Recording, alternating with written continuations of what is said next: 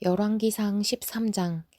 여호와의 말씀을 전하려고 하나님의 사람 하나가 유다에서 베델로 왔습니다. 그때 여로보암은 분향하려고 제단 곁에 서 있었습니다.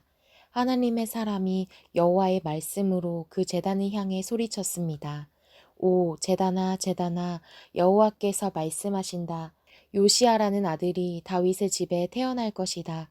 그가 내 위에서 분향하는 산당의 제사장들을 내 위에서 제물로 바칠 것이요 내 위에서 사람들의 뼈를 태울 것이다. 바로 그날 그 하나님의 사람이 표적을 보이며 말했습니다. 이것은 여호와께서 말씀하시는 표적이다. 이 제단은 산산조각나고 그 위에 재들이 쏟아질 것이다. 여로보암 왕은 하나님의 사람이 베델 제단을 향해 소리친 것을 듣고 제단에서 손을 뻗으며 말했습니다. 저자를 붙잡으라. 그때 그를 향해 뻗은 왕의 손이 굳어 다시 거둘 수 없었습니다. 또한 하나님의 사람이 여호와의 말씀으로 보인 표적대로 제단은 산산조각이 나고 재들이 쏟아졌습니다. 그러자 왕이 하나님의 사람에게 말했습니다. 당신의 하나님 여호와께 은총을 빌어서 내 손이 되돌아오도록 나를 위해 중보 기도해 주시오. 하나님의 사람이 여호와께 간구했더니 왕의 손이 되돌아와 이전처럼 됐습니다. 왕이 하나님의 사람에게 말했습니다. 내 집으로 가서 함께 좀 쉬시오. 내가 당신에게 상을 주겠소. 그러나 하나님의 사람이 왕에게 대답했습니다. 왕이 내게 왕 소유의 2분의 1을 준다 해도 나는 왕과 함께 가지 않겠습니다. 또 여기서는 빵도 먹지 않고 물도 마시지 않겠습니다. 너는 빵도 먹지 말고 물도 마시지 말고 내가 왔던 길로 돌아가지도 마라 라는 여호와의 명령을 내가 받았기 때문입니다. 그러고는 베델로 왔던 길이 아닌 다른 길로 돌아갔습니다. 당시에 베델에는 나이 많은 한 예언자가 있었습니다.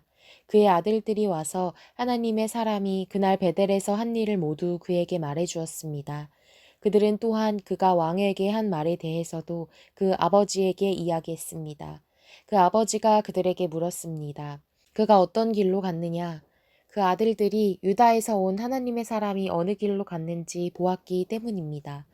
그러고는 그가 아들들에게 말했습니다. 나귀의 안장을 얹으라. 그들이 나귀의 안장을 얹자 그는 나귀를 타고 하나님의 사람을 따라갔습니다. 예언자는 상수리 나무 아래에 앉아있는 그를 발견하고 물었습니다.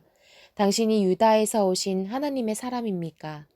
그가 대답했습니다. 그렇소. 그러자 그 예언자가 그에게 말했습니다. 내 집으로 가서 함께 빵을 좀 드십시다. 하나님의 사람이 말했습니다. 나는 당신과 함께 돌아갈 수도 없고 당신 집에 들어갈 수도 없소. 또 이곳에서는 빵도 먹을 수 없고 물도 마실 수 없소.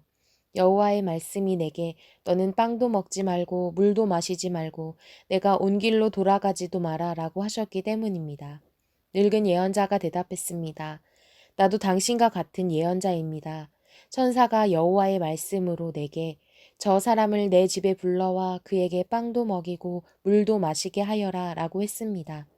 그러나 그는 거짓말을 하고 있었습니다.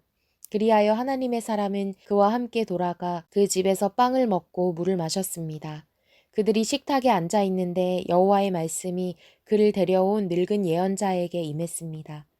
그가 유다에서 온 하나님의 사람에게 소리쳤습니다. 여호와께서 말씀하신다. 내가 여호와의 말씀을 듣지 않고 내 하나님 여호와가 내게 주신 명령을 지키지 않았다.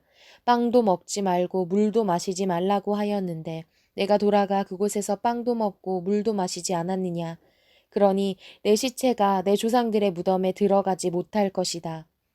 하나님의 사람이 다 먹고 마신 뒤 그 예언자는 자기가 데려온 하나님의 사람을 위해 나귀의 안장을 얹었습니다. 그 하나님의 사람이 길을 가는데 가는 길에 사자를 만나 죽임을 당했습니다. 그의 시체가 길에 나뒹굴었고 나귀와 사자가 함께 그 곁에 서 있었습니다. 그곳을 지나가던 사람들이 시체가 길에 나뒹굴고 시체 곁에 사자가 서 있는 것을 보고 가서 그 늙은 예언자가 살고 있는 성에 알렸습니다. 잘 가고 있던 하나님의 사람을 데려왔던 예언자는 그 소식을 듣고 말했습니다. 그는 여호와의 말씀을 듣지 않은 하나님의 사람이다. 그러므로 여호와께서 그를 사자에게 넘겨주셔서 사자가 그를 찢어 죽인 것이니 여호와께서 그에게 말씀하신 대로 됐다. 예언자가 아들들에게 말했습니다. 나귀의 안장을 얹으라. 그들이 나귀의 안장을 얹자 그는 나가서 그 시체가 길에 나뒹굴고 나귀와 사자가 곁에 서 있는 것을 보았습니다. 사자는 시체를 먹지도 않았고 나귀를 찢지도 않았습니다. 그 선지자는 하나님의 사람의 시체를 수습해 나귀에 얹고 다시 자기 성으로 데려와서 애곡하고 묻어주었습니다. 그는 시체를 자기 무덤에 안치하고 그를 위해 애곡하며 말했습니다. 오, 내 형제여. 시체를 묻고 난 뒤 그 아들들에게 말했습니다. 내가 죽으면 저 하나님의 사람을 묻은 무덤에 함께 묻으라. 내 뼈를 그의 뼈 곁에 묻으라. 그가 여호와의 말씀으로 베델 제단과 사마리아 여러 성에 있는 모든 산당들을 향해 선포한 그 말씀이 반드시 이루어질 것이기 때문이다.